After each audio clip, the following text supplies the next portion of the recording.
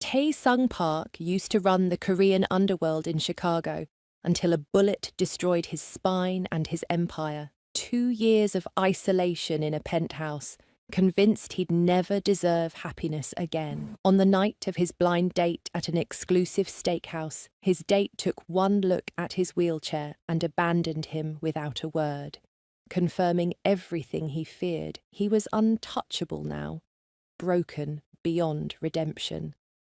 Then Rachel, an African waitress working double shifts to keep her daughter alive, sat down uninvited and treated him like a human being instead of a broken thing.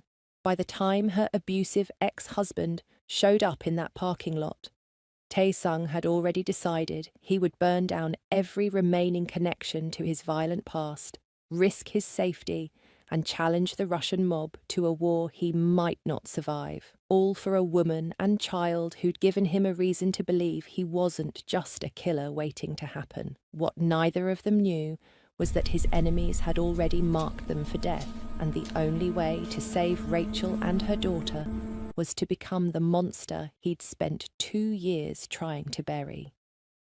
Taesung watched the woman's back disappear through the golden doors of the steakhouse, and something cold settled in his chest. She hadn't even pretended. One look at his wheelchair, one moment of her smile freezing like ice, and she was gone. The expensive suit he wore meant nothing. The watch on his wrist that cost more than most cars meant nothing. The reservation at the most exclusive restaurant in Chicago meant nothing. He was just a man in a wheelchair now. His hands gripped the armrests hard enough to hurt. 2 years ago, he could have snapped his fingers and made that woman regret her existence. 2 years ago, men trembled when he entered a room. 2 years ago, his legs worked, and the Korean underground called him a king. Now he couldn't even keep a blind date from running away. "Sir, can I get you anything?" A soft voice broke through his dark thoughts. Taesung looked up, ready to snap at whoever dared to interrupt his misery. But the words died in his throat. The waitress standing beside his table had tired eyes, but a gentle smile. Her dark hair was pulled back in a simple ponytail, and her uniform was wrinkled from a long shift. She wasn't trying to hide her pity or her curiosity. She was just looking at him like he was a person. "Water," he said roughly, "and the check. I'm leaving." "You haven't ordered food yet." She tilted her head. "The steaks here are really good. It would be a shame to waste your reservation." "I said I'm leaving." His voice came out harsher than he meant. The waitress didn't flinch. Instead, she glanced over her shoulder at a corner booth where a little girl sat colouring. "My daughter and I were about to eat our dinner. Staff meal, nothing fancy. But if you're going to sit here alone and angry, you might as well have company." Taesung stared at her. "What?" "I'm Rachel." She pulled out the chair across from him without waiting for permission. "My break started 5 minutes ago, and I've been on my feet for 8 hours. So I'm sitting down whether you like it or not." Before he could respond, the little girl appeared beside the table, carrying a colouring book and crayons. She had the same dark hair as her mother and curious brown eyes that studied him without fear. "Mom, is this man eating with us?" The girl climbed into the chair next to Rachel. "If he wants to." Rachel looked at Taesung with a challenge in her eyes. "Do you want to?" Something about the way she asked made it impossible to say no. Maybe it was the exhaustion in her voice that matched his own. Maybe it was the fact that she didn't care who he was or what he looked like. Maybe it was just that he was tired of being alone. "Fine," Taesung said. The girl beamed at him. "I'm Ivy. I'm 8 years old. What's your name?" "Taesung. That's a cool name." Ivy pushed her crayons across the table. "Do you want to colour with me? I'm making a picture of a dragon." "Ivy, don't bother him," Rachel said gently, but she was smiling. It's fine.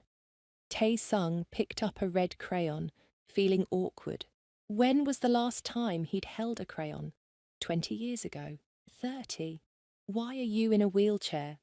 Ivy asked, colouring her dragon's wings purple. Ivy! Rachel's cheeks flushed. You can't just ask people that. Why not? Mr. Patterson at school says questions are how we learn. Ivy looked at Tae-sung innocently. Did you get hurt? Most people tiptoed around the question. They pretended not to notice or changed the subject quickly. But this little girl just wanted to know, simple as that. Yes, Tae-sung said. I got hurt badly. My legs don't work anymore.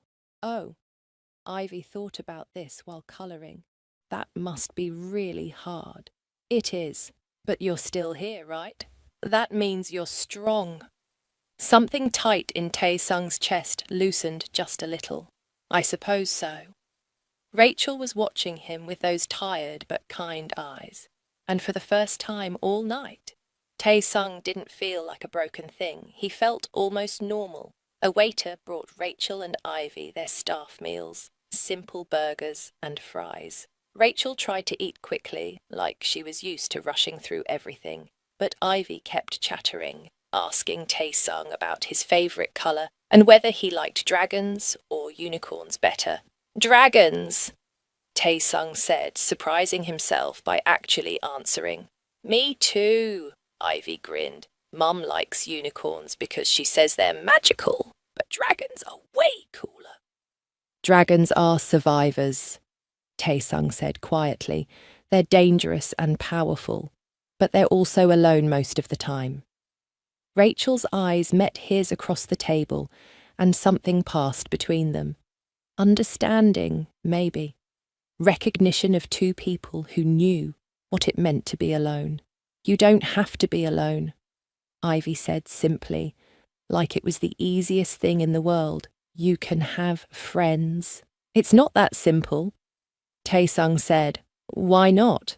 Because people like me don't get happy endings, he thought. Because I've done things that would give you nightmares. Because everyone who gets close to me ends up hurt or dead. But he couldn't say any of that to an 8-year-old girl with crayon-stained fingers. Because I'm complicated, he said instead. Everyone's complicated. Rachel stole a fry from Ivy's plate. That's not a good excuse. Tae-sung found himself almost smiling. You're very direct. I've been a waitress for 6 years and a single mom for 3. I don't have time for anything else. She met his eyes without fear or judgment. And I can tell you're the kind of man who appreciates directness. She had no idea how right she was. In his old life, people who spoke directly were either very brave or very stupid. Rachel seemed like both. Your break must be almost over, Tae-sung said, even though he didn't want them to leave. Rachel glanced at the clock and sighed. Yeah, 5 more hours on this shift. She stood up and started gathering their plates, but Ivy stayed in her seat. Can Tae-sung come back? Ivy asked her mother. I didn't finish showing him my dragon. That's up to him, honey. Rachel looked at Tae-sung with that same direct gaze. But he's welcome here any time. Tae-sung knew he should say no. He should pay his bill, go home to his empty penthouse, and forget this ever happened. Getting close to people was dangerous for everyone involved, but when Ivy smiled at him hopefully, and Rachel's tired eyes held just a little bit of light, Tae-sung heard himself say something he'd regret. I'll come back, he said, next week. Ivy cheered and threw her arms around his neck before Rachel could stop her. The sudden hug shocked Tae-sung into stillness. He couldn't remember the last time someone had touched him with such easy affection. Ivy, let him go. Rachel gently pulled her daughter back, but she was smiling. Sorry, she's very friendly. It's fine, Tae-sung said quietly, and the terrifying thing was, he meant it. Rachel took Ivy back to their corner booth, and Tae-sung sat alone at his table again. But this time, the loneliness felt different. This time, he had somewhere to come back to. He didn't notice the man in the dark coat watching him from across the restaurant.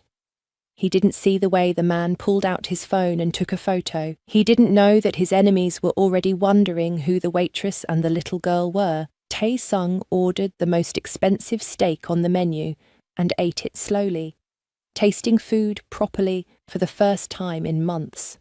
Across the restaurant, Ivy coloured her dragon, and Rachel went back to serving tables with a small smile on her face. Neither of them knew that this one simple dinner had just changed everything.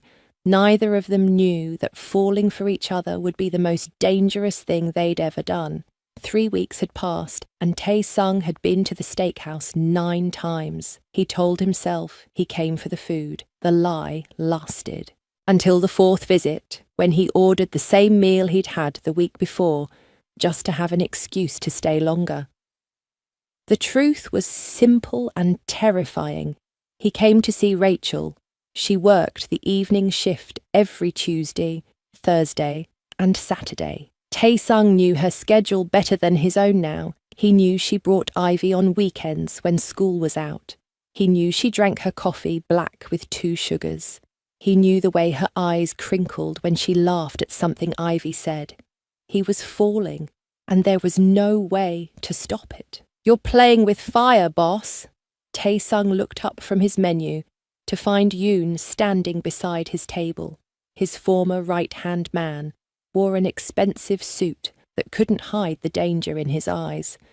Yoon had been with him for 15 years, through every battle and every bloody night. "I'm having dinner," Tae-sung said coldly. "That's all. 9 times in 3 weeks." Yoon sat down without being invited. "You haven't left your penthouse in months, and suddenly you're at the same restaurant 3 times a week. People are noticing. Let them notice. The wrong people are noticing." Yoon's voice dropped lower. "Dimitri's men have been watching you. They see you with the waitress. They see the kid." Tae-sung's blood went cold. Dimitri ran the Russian operations on the south side. He'd been trying to take over Tae-sung's old territory for 2 years, ever since the accident. The fact that Dimitri's men were watching meant trouble. "I'm out of the life," Tae-sung said. "Everyone knows that." "Are you?" Yoon leaned forward. "Because the man I know wouldn't give up everything for a woman he barely knows. The man I know would walk away before putting innocent people in danger." "Get out of my sight." Yoon stood slowly. "I'm trying to protect you, and I'm trying to protect her. Because once Dimitri figures out you care about something, he'll use it against you." He walked away before Tae-sung could respond. The warning settled heavy in Tae-sung's stomach, but then Rachel appeared with her tired smile and a glass of water, and all his careful logic disappeared. "You're back again," she said, sliding into the seat across from him. Her break had started exactly at 7:30, just like always. "I'm starting to think you actually like our company." "Maybe I do." The words came out rougher than he intended. Rachel studied his face. "Bad day?" "Something like that." She reached across the table and squeezed his hand quickly before pulling back. The brief touch sent electricity up his arm. "Want to talk about it?" "No." Then, because she was looking at him with those understanding eyes, he added, "A friend warned me about something. He thinks I'm making a mistake." "What kind of mistake?" "Coming here, seeing you, wanting things I can't have, getting close to people," Tae-sung said carefully. Rachel was quiet for a moment. "Is it working? Staying away from people?" "No." "Then maybe your friend is wrong." She smiled, but there was sadness in it. "We all deserve connection, even when it's scary." Tae-sung wanted to tell her everything. He wanted to explain that connection for men like him meant danger for everyone involved, but Ivy bounded up to the table with her colouring book, and the moment passed. "Tae-sung, look, I finished the dragon." Ivy shoved the picture across the table proudly. He studied the colourful drawing seriously. "It's very fierce." "Just like you," Ivy said matter-of-factly. "Mum says you have a fierce face, but a good heart." Rachel's cheeks flushed. "Ivy, I said that in private." "Why? It's true." Ivy climbed into the chair beside Tae-sung like she'd done it 100 times. "You always look angry, but you're nice to us." Tae-sung didn't know what to say to that. He'd spent years making sure people saw him as dangerous, as someone to fear. But this little girl just saw him as nice. The rest of the evening passed too quickly. Ivy chatted about school while Rachel ate her dinner and tried not to fall asleep in her chair. Tae-sung found himself telling them about his penthouse view of Lake Michigan, about the books he'd been reading, about his physical therapy sessions that hurt like fire but gave him hope. He didn't tell them about the empire he'd built. He didn't tell them about the blood on his hands. He didn't tell them that sitting here with them felt like being someone new. When Rachel's break ended, she stood reluctantly. "Same time Thursday." "I'll be here," Tae-sung promised. He watched them walk away, Rachel's hand resting on Ivy's shoulder protectively. The familiar ache of loneliness settled back into his chest, but it was softer now, bearable. Tae-sung was paying his check when raised voices caught his attention. Through the window, he could see Rachel in the parking lot. A man had grabbed her arm, his face twisted with anger. Ivy stood behind her mother, crying. Every instinct Tae-sung had buried roared back to life. He moved faster than he had in 2 years, propelling his wheelchair through the restaurant doors and into the parking lot. The man was shaking Rachel now, yelling about money and custody. "You owe me, Rachel! 3 years of child support I never paid means nothing.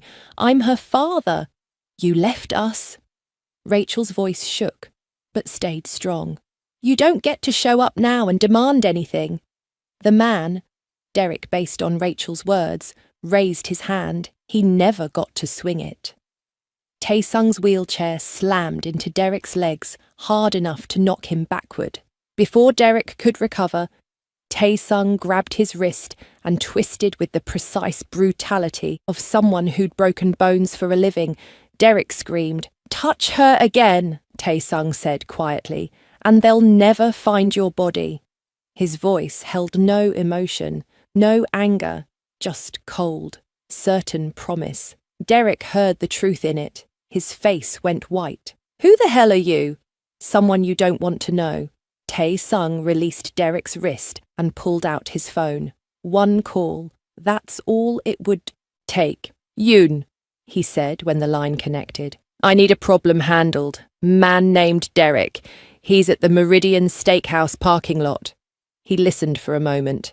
"I don't care where you take him. Just make sure he understands that coming back means death." Derek tried to run. 2 black cars pulled into the parking lot before he made it 10 feet. Men in dark suits emerged, and Derek's running stopped. They had him in one of the cars, and gone within 60 seconds. The whole thing happened so fast that Rachel barely had time to process it. When the cars drove away, she just stood there staring at Tae-sung with wide eyes. "Mama, what's happening?" Ivy clutched her mother's uniform. "It's okay, baby." Rachel's voice was shaking. "Go wait inside with Sarah, okay? I'll be right there." Ivy hesitated, looking between her mother and Tae-sung. Then she ran back into the restaurant. The parking lot fell silent. Rachel wrapped her arms around herself, and Tae-sung waited for the fear, waited for her to look at him like the monster he was. "What did you do?" Rachel whispered. "What needed to be done?" Those men. That phone call. She took a step closer instead of backing away. "Who are you, Tae-sung?" He could lie. He could make up some story about security connections or wealth, but those tired, kind eyes deserved the truth. "I used to run things," he said carefully. "Bad things. Dangerous things. The The Korean underground in Chicago answered to me for 10 years. Then I got hurt, and I walked away. He met her gaze. But I still have connections, I still have power, and I just used it to make your ex-husband disappear. Rachel should have screamed, should have called the police, should have grabbed Ivy and run as far away as possible. Instead, she started laughing. It wasn't a happy sound. It was the kind of laugh that came from too much stress and too little sleep, and finally understanding why nothing made sense. Of course, she said. Of course, the first man I'm interested in 3 years is a former crime boss. She pressed her hands to her face. I should be terrified right now. You're not? I should be. Rachel lowered her hands and looked at him, really looked at him. But Derek was going to hurt me, maybe hurt Ivy, and you stopped him. And so, instead of terrified, I just feel safe for the first time in years. That's a mistake, probably. She moved closer, close enough that he could smell her perfume mixed with restaurant grease. Are you going to hurt us? Never. Are you going to let anyone else hurt us? Not while I'm breathing. Rachel nodded slowly, like she'd made a decision. Then, maybe this isn't a mistake. Maybe it's just complicated. Rachel. Her name came out rough. You don't understand what you're saying. Getting close to me puts you in danger. I've been in danger my whole life. Bad boyfriends, worse husband, no money, no help. She reached out and touched his face gently. At least with you, I know you'll fight back. The touch broke something in Tae-sung, or maybe it fixed something. He caught her hand and pressed it against his cheek, letting himself feel warmth for just a moment. I'll protect you, he promised, both of you, whatever it takes. I know. Rachel pulled back slowly. I need to get back to work. My shift ends at midnight. I'll wait. Tae-sung, you don't have to. I'll wait, he repeated firmly, and then I'll follow you home to make sure you get there safely. Rachel searched his face and found only certainty. Okay, but after tonight, we need to talk about this, about us. Us. The word hit him like a bullet. She walked back into the restaurant, and Tae-sung sat alone in the parking lot. His phone buzzed with a text from Yoon. Derek won't be a problem anymore, but this proves my point. You're bringing danger into their lives. Tae-sung deleted the message. Yoon was right, but it didn't matter anymore. He'd tasted something good, something real, and he couldn't let it go, even if holding on meant watching the whole world burn. Rachel's hands pressed against Tae-sung's shoulder, feeling the tension in his muscles as he strained through another repetition. His penthouse gym overlooked Lake Michigan, floor-to-ceiling windows showing the city lights reflecting off dark water. It had been 2 weeks since she'd started coming here 3 times a week for his physical therapy sessions, 2 weeks of touching him professionally while wanting to touch him in entirely different ways. That's 15, she said, keeping her voice steady. 1 more set, and we're done. Tae-sung's jaw clenched as he pushed through the resistance bands. Sweat soaked through his black tank top, and his arms trembled with effort. Rachel had worked with physical therapy patients before at her last waitressing job in a rehab centre, but none of them had affected her like this. None of them had looked at her the way Tae-sung did. Where's Ivy tonight? He asked, lowering the bands slowly. Sleep over at her friend Emma's house. First time I've had a Saturday night free in months. Rachel moved around to check his form. Don't arch your back so much. You'll strain something. His hand caught her wrist gently. I like when she's here. I know. Rachel smiled despite herself. She talks about you constantly. Mr. Tae said dragons are the best. Mr. Tae gave me a book about dinosaurs. Mr. Tae can do 15 pull-ups even sitting down. 16 now. Tae-sung said with the hint of a smile. Show off. But she was grinning as she pulled away to get him water. The penthouse was ridiculous in its luxury. Marble floors, modern furniture that probably cost more than her annual salary, art on the walls that looked museum quality. But Tae-sung had made one corner into a space for Ivy with colouring books, puzzles, and a beanbag chair. Rachel's heart had nearly broken the first time she saw it. This dangerous man was trying so hard to be good. Last set, she said, handing him the water. Then we'll do the leg stretches. Tae-sung's expression darkened slightly. The leg stretches were always hardest, not because of physical pain, but because they reminded him of what he'd lost. Rachel had learned to push him through it, gently but firmly. He finished the arm exercises and transferred to the therapy mat without help. His upper body strength was impressive, built from 2 years of compensating for his legs. Rachel knelt beside him and began the familiar routine of range of motion stretches, her hands on his calf, lifting slowly. His eyes on her face, intense and unreadable. You're tense, she murmured. Try to relax. Difficult when you're touching me. The words hung between them, honest and raw. Rachel's hands stilled.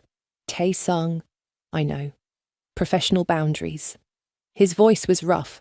I'm trying, Rachel, but it's getting harder every time you're here.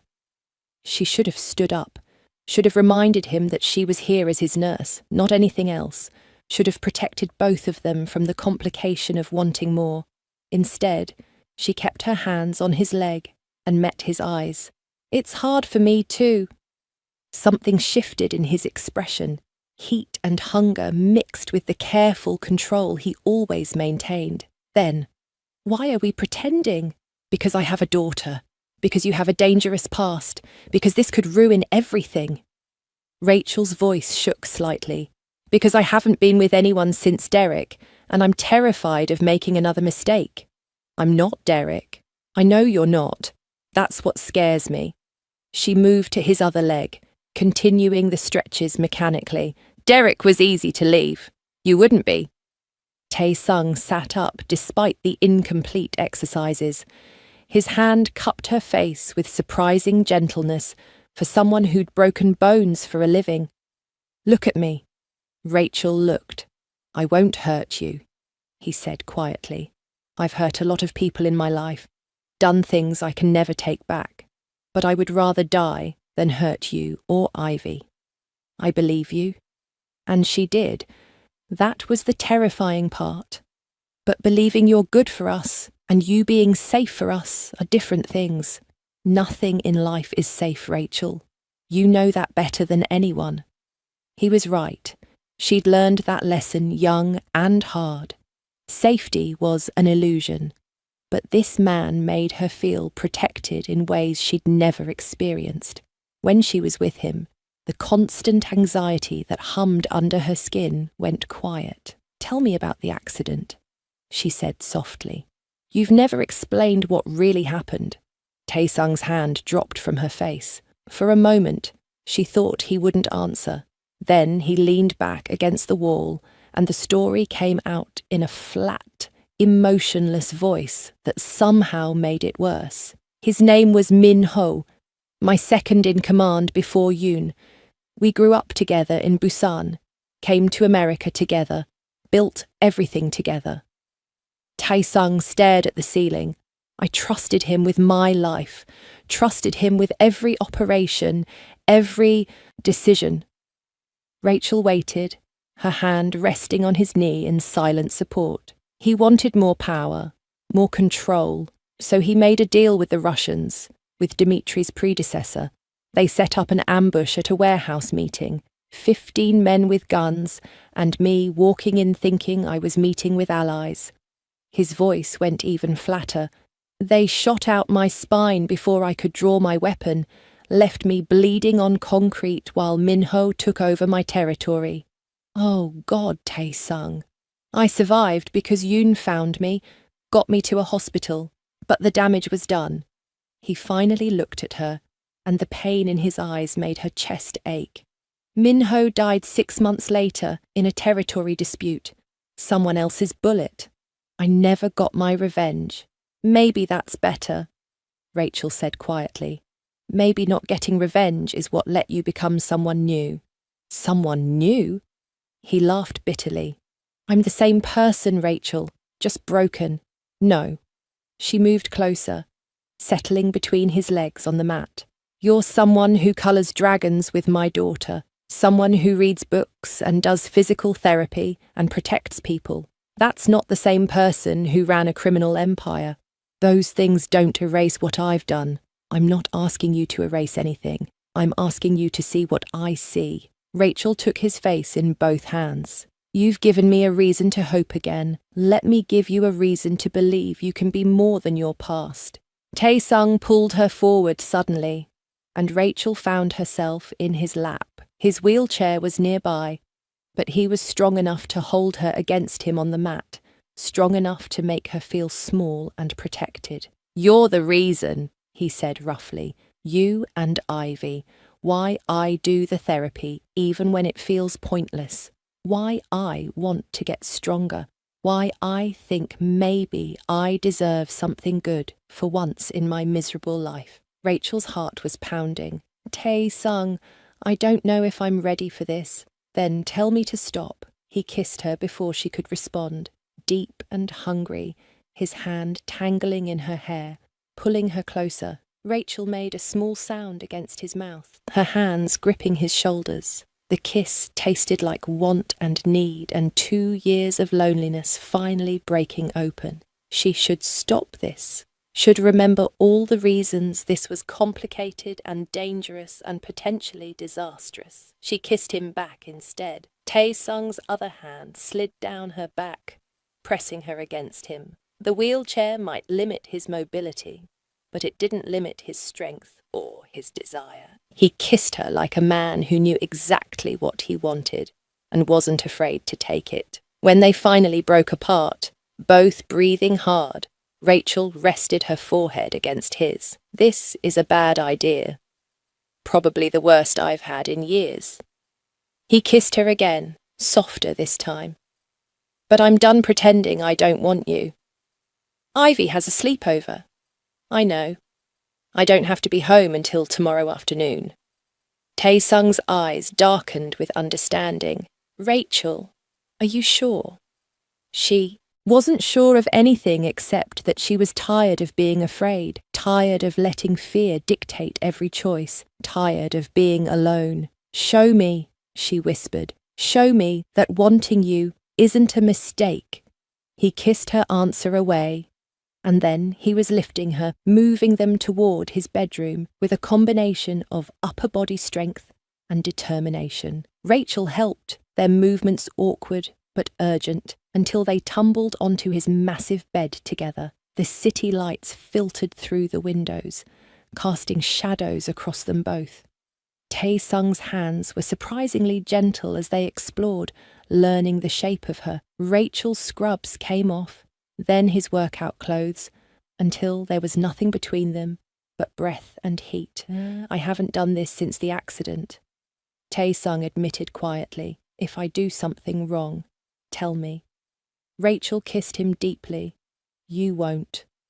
He proved her right. His wheelchair might limit some things, but his hands and mouth and the fierce concentration in his eyes made up for everything else. He touched her like she was precious, like she was the only good thing in his dark world. When he finally moved inside her, slow and careful and perfect, Rachel buried her face against his neck and let herself feel everything. The loneliness breaking apart, the walls coming down, the terrifying, exhilarating sensation of falling for someone who could destroy her. Tae-sung held her through it all, whispering her name like a prayer, moving with a controlled passion that made her understand why this man had been dangerous. He brought that same intensity to everything he did. Afterward, Rachel lay against his chest, listening to his heartbeats slow. His hand traced lazy patterns on her bare shoulder, and the silence between them felt comfortable. Right. Stay tonight, Tae-sung said quietly. I know you have to go tomorrow, but stay tonight. Okay. Rachel tilted her head to look at him. But tomorrow we figure out what this means, what we're doing. What do you want it to mean? She thought about Ivy asking when they'd see Mr. Tay again. Thought about how safe she felt here, how alive. Thought about all the reasonable objections, and how none of them seemed to matter when she was in his arms. I want to try, she said finally. I want to see if we can make this work, despite everything. Tae-sung kissed her forehead gently. Then, we'll make it work. It was a promise neither of them knew if they could keep. But lying there in the darkness, Rachel let herself believe it anyway. Let herself imagine a future where the dangerous man and the tired waitress and the little girl who loved dragons all found a way to be a family. Outside the window, Chicago glittered with 1,000 lights. Somewhere in those streets, enemies watched and waited. Somewhere, danger was brewing. But for one perfect night, Rachel let herself forget all of that. She let herself just feel safe and wanted, and maybe even loved, even if it couldn't last forever. She had this moment. And for now, that was enough. Rachel's apartment smelled like garlic and tomato sauce. She stood at the stove, stirring pasta, while Ivy set the table with exaggerated care, making sure each fork was perfectly aligned. Tae-sung sat at the small dining table, looking oddly out of place in the cramped space. His expensive watch and tailored clothes didn't belong in her world of thrift store furniture and peeling linoleum, but he was here anyway. And that meant everything. Mum's making her famous spaghetti, Ivy announced proudly. It's not really famous, but it's really good. I'm sure it is, Tae-sung said. And Rachel caught the warmth in his voice that he reserved only for them. 3 weeks had passed since that night in his penthouse. 3 weeks of stolen moments between her shifts and his therapy sessions.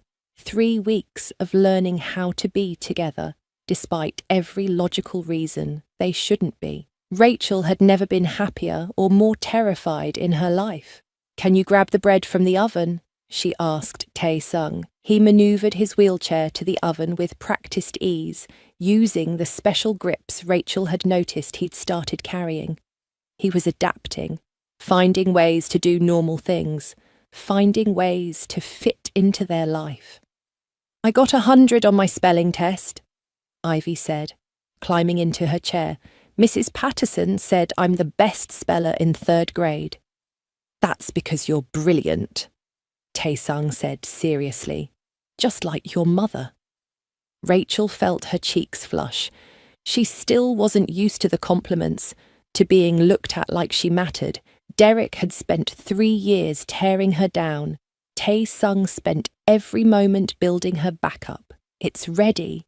She carried the pot to the table, serving generous portions onto mismatched plates. Nothing fancy, but it's hot and there's plenty. It's perfect, Tae-sung said, and the way he looked at her made it clear he wasn't just talking about the food. They ate together like a family. Ivy chattered about school and her friends. Rachel talked about the new manager at the steakhouse, who was actually nice. Tae-sung listened to it all with an attention that suggested their ordinary lives were the most interesting thing in the world. Rachel was clearing the dishes when Ivy asked the question that had been coming for weeks. Tae-sung, are you my mum's boyfriend? Rachel froze, plate in hand. Tae-sung met her eyes across the small kitchen, asking silent permission. Would that be okay with you? He asked Ivy carefully. Ivy considered this with the seriousness of an 8-year-old deciding something important. Are you going to leave like my dad did? The question hung heavy in the air. Rachel's throat tightened. She'd tried so hard to protect Ivy from Derek's abandonment, but children always knew more than you wanted them to. No, Tae-sung said firmly. I'm not going anywhere. Promise? I promise. He held out his hand, pinky extended. Pinky swear. Ivy hooked her pinky with his. satisfied. Then it's okay. You can be her boyfriend, but you have to be nice to her always. Always, Tae-sung agreed. Rachel blinked back unexpected tears and turned to the sink before either of them could see. She was loading the dishwasher when she heard the sound, a subtle scraping outside the front door. Her apartment was on the ground floor of an old building, and sounds from the hallway were normal. This sound was different. Tae-sung heard it too. His entire body went still, and Rachel saw something shift in his expression. The gentle man who'd been eating spaghetti disappeared. What remained was the person he used to be, alert and dangerous. "Rachel," he said quietly, "take Ivy to the bedroom, lock the door. Don't come out no matter what you hear. What's wrong? Now?" The command in his voice was absolute. Rachel grabbed Ivy's hand without questioning, pulling her daughter toward the bedroom even as Ivy protested. "But I want to help clean up." "We'll clean later, baby. Come on." The bedroom door had barely closed when the front door exploded inward. Through the thin walls, Rachel heard everything: men's voices speaking Russian, furniture crashing, and then Tae-sung's voice, cold and deadly in a way she'd never heard before. "You made a mistake coming here. Dmitri sends his regards." Someone answered in heavily accented English. "He wants you to know that everything you care about can be taken away." Rachel pressed her hand over Ivy's mouth as her daughter started to cry. She could see through the crack in the door, just barely. 4 men in dark clothes, all armed. Tae-sung's wheelchair was positioned between them and the bedroom, his body language somehow threatening despite sitting down. "Ivy's scared," one of the men said, peering towards the bedroom. "Maybe we should introduce ourselves." He took a step forward. He never took a second one. Tae-sung moved faster than Rachel thought possible. His wheelchair shot forward, ramming into the man's knees. As the Russian fell, Tae-sung caught his gun arm and twisted with brutal efficiency. The sound of breaking bone was sickeningly loud. The man screamed. Tae-sung had the gun before he hit the floor. 2 shots, precisely placed. The other 2 armed men went down, clutching their legs. Not dead, but completely neutralized. The speed and accuracy were terrifying. The 4th man lunged at Tae-sung from behind. Without his legs, Tae-sung couldn't turn fast enough. The Russian grabbed him, trying to pull him from the wheelchair. They crashed to the floor together in a tangle of limbs.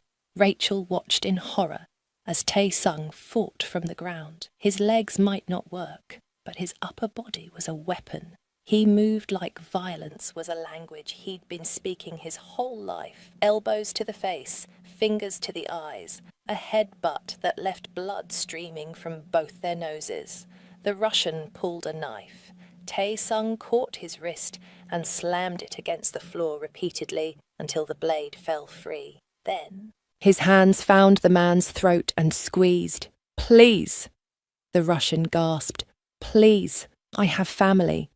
"So do I." Tae-sung's voice was empty of emotion. "You came into their home." Rachel couldn't watch anymore. She pulled Ivy away from the door, holding her daughter against her chest as Ivy sobbed silently. Outside, the sounds of violence continued. Bodies hitting walls, grunts of pain, the wet sound of fists hitting flesh. Then silence. After what felt like hours but was probably minutes, Tae-sung's voice came through the door. "Rachel, it's over, but don't let Ivy see." Rachel's hands shook as she unlocked the door. She made Ivy stay in the bedroom, promising she'd be right back, and stepped into her destroyed living room alone. The scene was carnage. 4 men on the floor, all injured but alive. Blood on her carpet, her walls, her furniture. And Tae-sung, back in his wheelchair, blood streaming from his nose and a cut above his eye, looking at her with something like regret. "I called Yoon," he said quietly. He'll be here in 5 minutes to clean this up. I'm sorry, Rachel. I'm so sorry. Rachel couldn't speak, couldn't process what she'd just witnessed. This wasn't the man who coloured with Ivy. This wasn't the man who'd made love to her gently. This was someone else entirely, someone terrifying. You killed them, she whispered. No, they're alive. Hurt, but alive. He wiped blood from his face. If I wanted them dead, they would be dead. The casual way he said it made everything worse. Rachel wrapped her arms around herself, suddenly cold despite the warm apartment. This is my fault, Tae-sung continued. I knew being with me would bring danger. I knew it, and I was selfish anyway. I wanted you so badly that I ignored every warning. They could have hurt Ivy. Rachel's voice broke. They could have hurt my daughter. I know. I would have died before letting that happen. He looked at her with devastation in his eyes. But next time, I might not be here. Next time, they might come when you're alone. The words hit like a physical blow, because he was right. Tonight proved everything Rachel had been trying not to think about. Loving Tae-sung meant living in constant danger. It meant men with guns breaking into her home. It meant her daughter crying in fear. It meant this could never work. You need to leave, Rachel said. Rachel, you need to leave right now. Her voice was getting louder, hysteria creeping in. Before Ivy comes out here and sees this, before she sees what you really are. Tae-sung flinched like she'd slapped him. What I really am. A killer, a criminal, someone who lives in a world where violence solves everything. Tears streamed down Rachel's face. I tried to pretend you were different. I tried to pretend we could have something normal. But this is your normal, isn't it? Yes, he said quietly. This is who I am. Then we can't do this. Rachel was shaking now, adrenaline and fear and heartbreak mixing into something unbearable. I have to protect Ivy. That's my job, my only job, and I can't protect her from your world. Let me protect you both. Let me end this threat permanently. And then what? Another threat comes. Another enemy? Another night of violence in my home? She shook her head violently. No, no more. We're done. Tae-sung looked like she'd put a bullet in him. Rachel, please, let's talk about this when you've calmed down. I am calm, she shouted. I'm finally thinking clearly for the first time in weeks. This was a mistake, all of it. We were a mistake. The words destroyed something in his expression. He nodded slowly, accepting her decision even as it killed him. Okay, if that's what you need. It is. Can I say goodbye to Ivy? No. Rachel's voice cracked. It's better if you just go. Clean breaks hurt less. That was a lie, and they both knew it. But Tae-sung didn't argue. He moved toward the door, navigating around the injured men and the destruction. At the threshold, he stopped. I love you, he said without turning around. I know I never said it before, but I love you. Both of you. That's why I'm leaving. Rachel pressed her fist against her mouth to keep from sobbing. She didn't answer. Couldn't answer. Tae-sung left. Yoon arrived minutes later with a clean-up crew. They were efficient and professional, removing the injured men and scrubbing away the blood. Like this was routine. Yoon tried to talk to Rachel, but she just shook her head and locked herself in the bedroom with Ivy. Her daughter had finally stopped crying and fallen into exhausted sleep. Rachel held her close, breathing in the familiar scent of her shampoo, reminding herself why she'd made the right choice. But her heart wouldn't stop breaking. Outside, the city continued like nothing had happened. Somewhere across town, Tae-sung was alone in his penthouse, staring at Lake Michigan and making plans. Rachel didn't know what those plans were, but she knew they would be violent. Knew that loving her had reminded him how to want something. And now losing her would remind him how to destroy. She'd saved Ivy tonight. She was sure of that. So why did it feel like she'd just made the biggest mistake of her life? Rachel closed her eyes and held her daughter tighter. In the morning, she'd pack their things and stay with her sister for a while. In the morning, she'd figure out how to rebuild their safety. Tonight, she just let herself cry for everything she'd lost, for the dangerous man who'd made her feel alive, for the future she'd let herself imagine, for the family that could never be. Across the city, Tae-sung made a phone call. His voice was empty of everything except cold determination. Yoon, gather everyone, every man who still owes me loyalty, every favour I'm owed. He paused. We're ending this. Dmitri wanted a war. Now he's going to get one. Boss, are you sure? I have nothing left to lose, Tae-sung said flatly. That makes me very dangerous. He hung up and stared at the empty penthouse, at the corner where Ivy's colouring book still sat, at the bed where Rachel had slept in his arms. Then he started planning. If he couldn't have happiness, he'd settle for revenge, and he'd make sure Rachel and Ivy were safe, even if they never knew it was him protecting them from the shadows. It was the last thing he could give them, the last way he could show his love, even if it killed him. Rachel hadn't slept properly in 14 days. She lay in her sister's guest room, staring at the ceiling while Ivy breathed softly in the bed beside her. Every night was the same. She'd close her eyes and see Tae-sung's face as she'd told him to leave. The devastation, the acceptance, the love he'd finally admitted right before walking out of her life. Her phone buzzed on the nightstand. Another text from the steakhouse manager asking when she'd be back to work. Rachel had called in sick for 2 weeks straight, burning through what little savings she had. She couldn't face that restaurant, couldn't walk past the table where Tae-sung used to wait for her, couldn't pretend her heart wasn't shattered. Mom. Ivy's sleepy voice broke the silence. Are you awake? Yeah, baby. Can't sleep. Ivy rolled over to face her in the darkness. I miss Mr. Tae. Rachel's chest tightened. I know you do. Why can't we see him anymore? Did I do something wrong? No, sweetie, never. You didn't do anything wrong. Then why? Ivy's voice was small and confused. He promised he wouldn't leave like Dad did. He pinky swore. Rachel pulled her daughter close, blinking back tears. It's complicated, Ivy. That's what grown-ups always say when they don't want to tell the truth. Ivy was quiet for a moment. I heard the fighting that night. I know those bad men came. Is that why we left? There was no point lying. Ivy was smart enough to have figured out most of it anyway. Yes, I was scared that being around Tae-sung would keep bringing danger to us. But, Mum, danger came to us anyway. We've been hiding at Aunt Lisa's for 2 weeks, and you're sad all the time.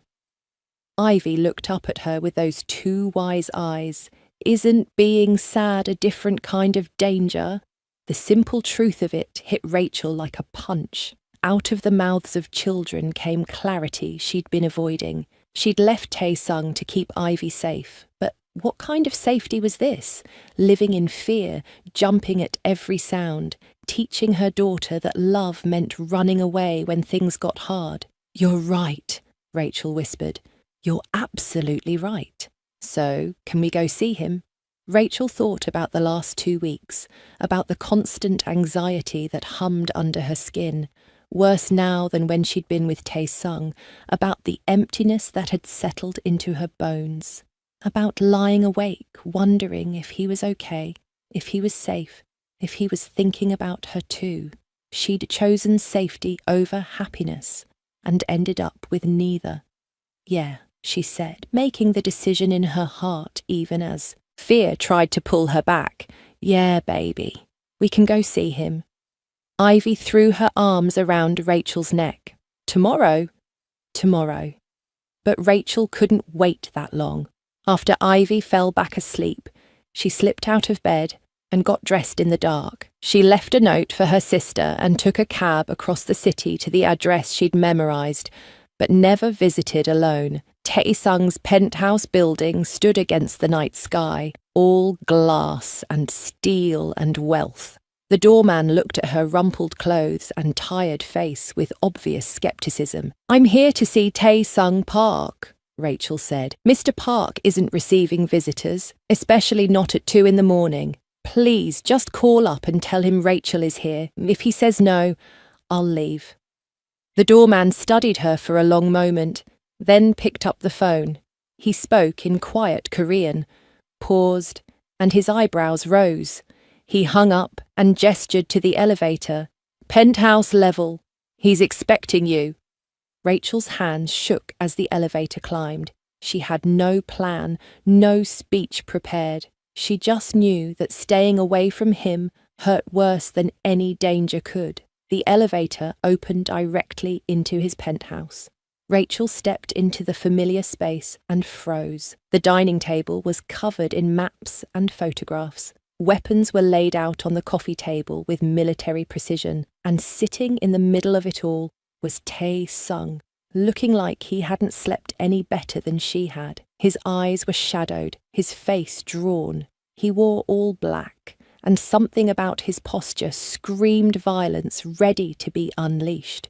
Yoon stood beside him, along with 3 other dangerous-looking men Rachel didn't recognize. They all turned to stare at her. "Everyone out," Tae-sung said quietly. "Boss, we're in the middle of planning," Yoon protested. "Out, now!" The men filed into the elevator without another word. Yoon was last, giving Rachel a long look before the doors closed. Then she and Tae-sung were alone. "What are you doing here?" His voice was carefully neutral. "What are you planning?" Rachel gestured to the weapons and maps. "This looks like you're going to war." "I am." Tae-sung's jaw was tight. "Tomorrow night. Everything ends with Dimitri tomorrow night. You're going to get yourself killed. Maybe. But you and Ivy will be safe. That's all that matters." Rachel crossed the room until she stood beside the table, looking at the plans that would probably end his life. "You're really willing to die for us?" "Without question. Even though I sent you away? Even though I said we were a mistake?" Tae-sung finally looked at her directly, and the pain in his eyes made her want to weep. "You weren't wrong, Rachel. Loving me does bring danger. You made the right choice for Ivy." "No, I didn't." Rachel's voice broke. "I've been miserable for 2 weeks. Ivy cries herself to sleep asking about you, and you're here planning a suicide mission. How is any of that the right choice?" "You're safe." "We're not safe. We're broken." She moved closer to him. Tae-sung. "I was so focused on the physical danger that I ignored every other kind. The danger of teaching Ivy that love isn't worth fighting for. The danger of letting fear control my life. The danger of losing the best thing that ever happened to me." His hands gripped the wheelchair armrests. "Don't do this, Rachel. Don't make this harder." "I'm not here to make it harder. I'm here to make it easier." She knelt beside his wheelchair, taking his face in her hands. "I'm here to tell you that I choose you. Danger and all, I choose us. Rachel." Her name came out strangled. "I love you," she said fiercely. "I've loved you since you made Derek disappear, since you coloured dragons with my daughter, since you held me like I was something precious, and I'm not letting you die tomorrow thinking I don't." Tae-sung pulled her into his lap roughly, burying his face in her neck. His shoulders shook, and Rachel realised he was crying. She'd never seen him cry before. This dangerous man who faced violence without flinching was falling apart in her arms. "I thought I'd lost you," he whispered against her skin. "I thought I'd destroyed the only good thing in my life." "You didn't lose me. I was just scared." Rachel held him tighter. "But I'm done being scared. I'm done running. We face this together, or we don't face it at all." He pulled back to look at her, tears still wet on his face.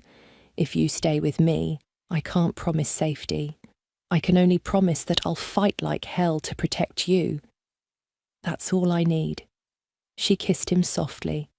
That, and the promise that you'll cancel whatever death wish plan you have for tomorrow. "Rachel, Dimitri won't stop until one of us is dead. Then we'll deal with him together, not with a suicide mission, with strategy and backup and actual planning." She cupped his face. "You're not alone anymore, remember. You don't have to be the lone dragon."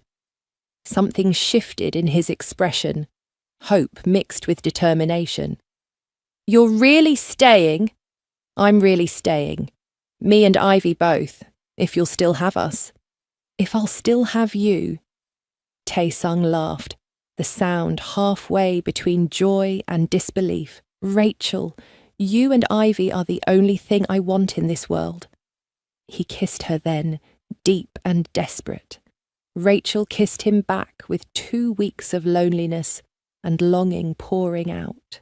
His hands tangled in her hair, pulling her closer. She wrapped her arms around his neck and let herself feel everything. The relief, the rightness, the absolute certainty that this was where she belonged. "I have something to show you," Tae-sung said, when they finally broke apart, both breathing hard. He transferred from the wheelchair to the parallel bars that had been installed along one wall. Rachel watched in confusion until he gripped the bars and slowly, painfully pulled himself upright. He was standing. "Oh my God," Rachel breathed. "Not for long. Maybe 30 seconds before my legs give out." His whole body trembled with effort.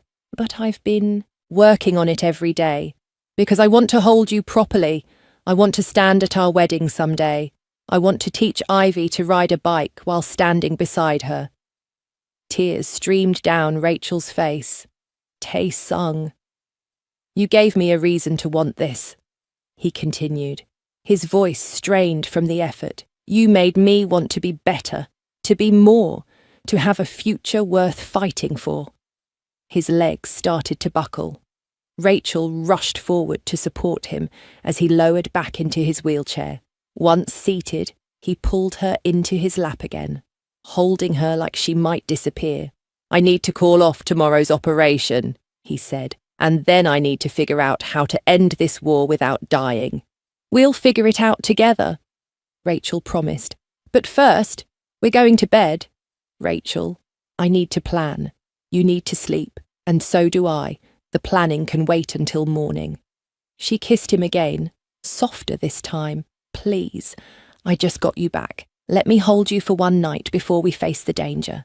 Tae-sung searched her face and found only love and determination. "Okay, one night." He made the necessary calls while Rachel cleared the weapons from the coffee table. The operation was postponed. His men were told to stand down. Tomorrow they'd regroup and plan properly. Tonight they had each other.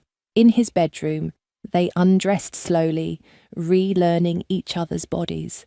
When Tae-sung pulled Rachel onto the bed, she went willingly, desperately. Their lovemaking was different this time, urgent and emotional, flavoured with the knowledge of how close they'd come to losing this forever. "I love you," Tae-sung said against her skin. "I love you so much it terrifies me." "Good," Rachel gasped as he moved inside her. "Be terrified together. Be brave together. Just be together." They made love with new intensity, their bodies saying everything words couldn't, promises and apologies and fierce commitment. When they finally collapsed together, both exhausted, Rachel curled against his side and listened to his heartbeat slow. "Tomorrow we face Dimitri," Tae-sung said quietly. "But we do it smart. We do it with help, and we do it together." "Together," Rachel agreed. She fell asleep in his arms, finally peaceful for the first time in 2 weeks.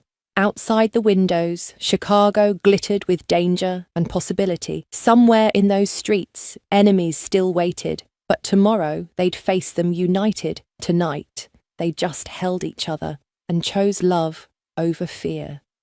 It wasn't safe, it wasn't smart, but it was right. And sometimes that was enough. The meeting with Dimitri happened on neutral ground, in a warehouse owned by neither side. Tae-sung rolled in flanked by Yoon and 8 of his most trusted men. Rachel waited in an armoured car outside, her phone clutched in her hand, ready to call the police if things went wrong. But things didn't go wrong. Tae-sung had spent his entire life building power through violence. Now he dismantled that same power with words. He offered Dimitri everything. Territory, connections, business operations, all of it, freely given, in exchange for one thing. Leave them alone, Tae-sung said, sliding photographs of Rachel and Ivy across the table. These two are untouchable. You come after them, and every favour I'm owed, every alliance I've built, every dangerous man who respects me will come for you. Not for territory, not for profit, for revenge. Dimitri studied the photos, then looked at Tae-sung with something like understanding. You're walking away from everything for a woman and a child. Yes, you're either very stupid or very brave. Maybe both. Tae-sung leaned forward. But I'm serious, Dimitri. Touch them, and I'll make sure your death takes days. I might be in a wheelchair, but I can still make a man beg for mercy he'll never receive. The coldness in his voice convinced Dimitri more than any threat could. They shook hands. The war ended, not with blood, but with a broken king surrendering his crown. When Tae-sung rolled out of that warehouse alive, Rachel ran to him and kissed him so hard they both forgot to breathe. Ivy cheered from the car window, not understanding what had happened, but knowing her family was safe. 2 weeks later, they left Chicago in the middle of the night. Portland, Oregon welcomed them with rain and green trees and the promise of anonymity. The safe house Tae-sung had arranged was actually a modest 2-story home in a quiet neighborhood. Nothing like his Chicago penthouse. No marble floors or expensive art, just a normal house with a backyard and neighbours who waved hello. It was perfect. This is ours. Ivy ran through the empty rooms, her voice echoing, all of it, all of it.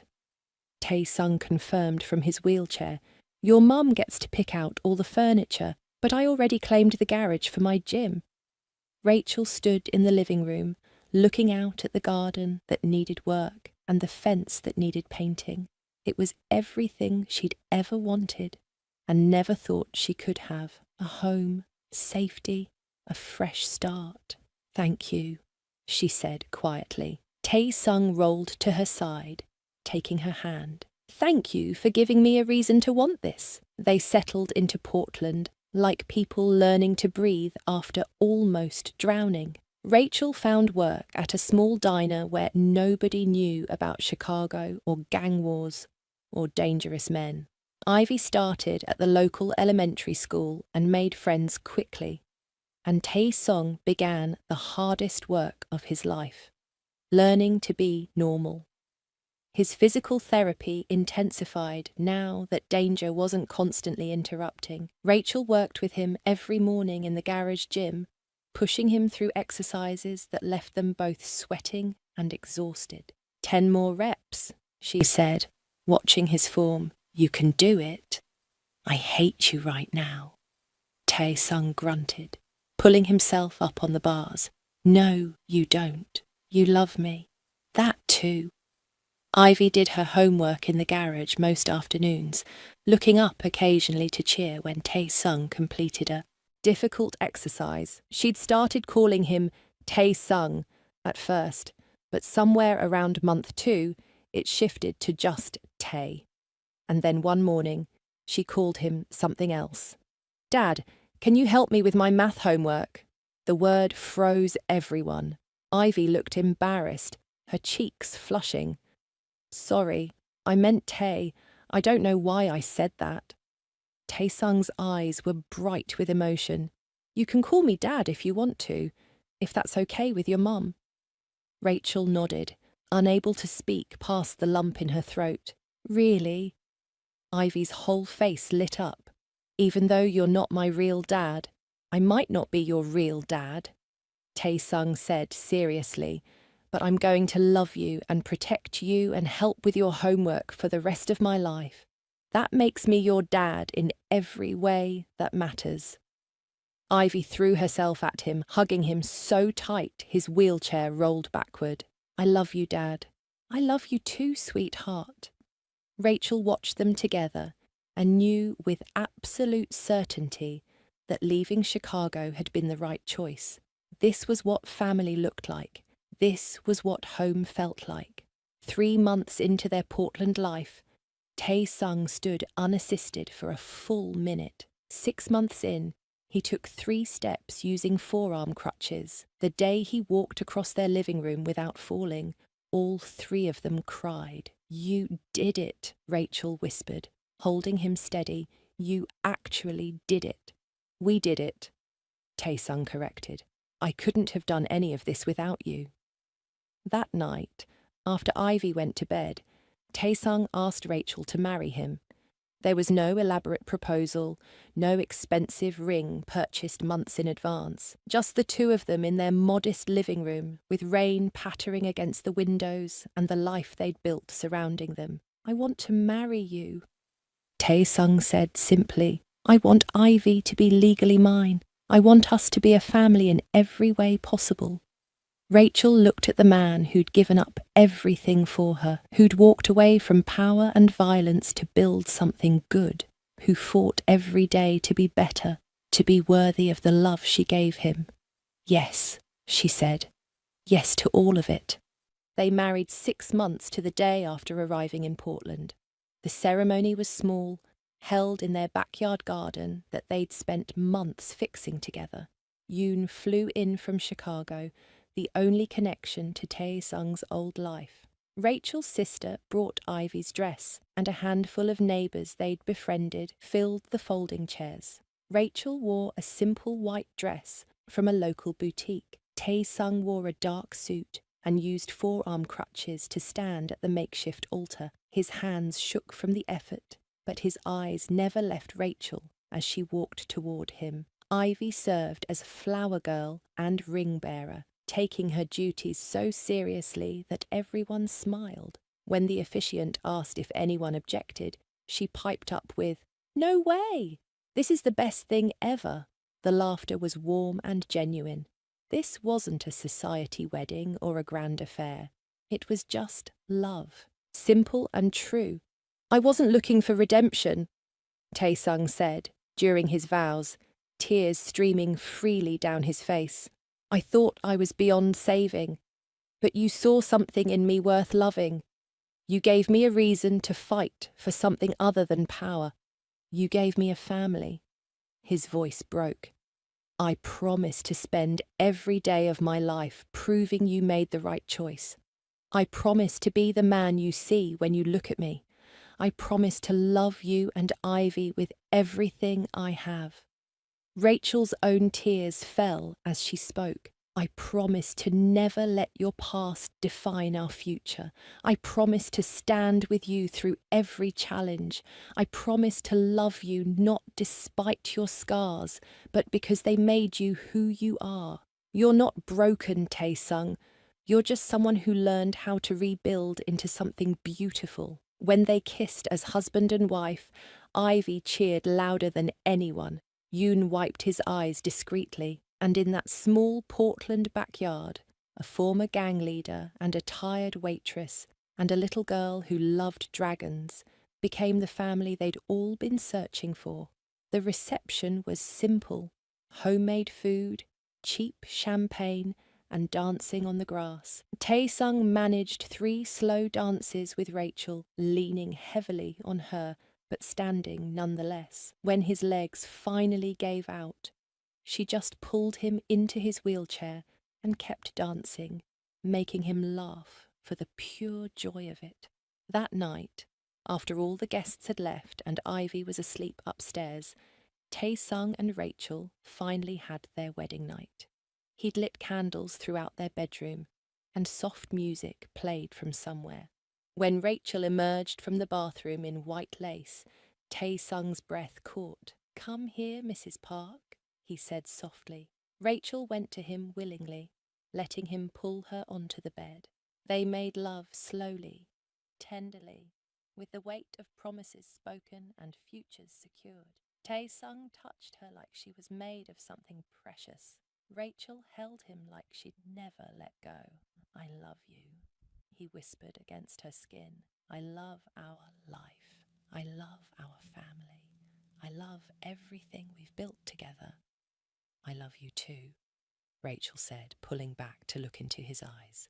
"And I'm so proud of you, of who you've become." "I'm still becoming," Tae-sung said quietly. "Every day, I'm still learning how to be the person you deserve. You already are that person. You just needed to believe it." They fell asleep, tangled together, husband and wife, partners in every sense. Outside their window, Portland slept peacefully. No enemies waited in the shadows. No violence lurked around corners. Just a quiet neighborhood and a normal life and the beautiful simplicity of safety. In the morning, Rachel woke to find Tae-sung already up, standing at the window using his crutches. She watched him from the bed. This man who'd fought so hard to reclaim pieces of himself. "What are you thinking about?" she asked. He turned, smiling. "That I spent 10 years building an empire and none of it made me as happy as standing in this bedroom with you still asleep in our bed and our daughter down the hall." Rachel got up and wrapped her arms around him from behind, helping him stay steady. No regrets, not a single one. He turned in her arms to kiss her forehead. "I gave up power and found something stronger. I gave up fear and found love. That's not a sacrifice, Rachel. That's winning." Downstairs, Ivy called out that she was making pancakes and needed help. They both laughed because Ivy making pancakes usually meant a huge mess. "Ready to start our first day as a married couple?" Rachel asked. "Ready to start the rest of our lives," Tae-sung corrected. They went downstairs together, him leaning on crutches and her walking beside him. Their home smelled like slightly burned pancakes and coffee. Ivy had flour in her hair and syrup on her pajamas. It was chaotic and imperfect and absolutely perfect. The former Mafia king helped his daughter flip pancakes while his wife laughed at them both. And in that moment, Tae-sung Park knew with absolute certainty that he'd made the right choice. Power was temporary. Fear was exhausting. Violence was empty. But family was forever. And forever started now. Thank you so much for reading The Unexpected Love. This story of redemption, second chances, and finding family in unexpected places was created with love. I'd absolutely love to hear from you. Please take a moment to subscribe if you enjoyed this story and want more emotional romance tale. Comment below and tell me where you're watching from and share your thoughts. What was your favourite moment?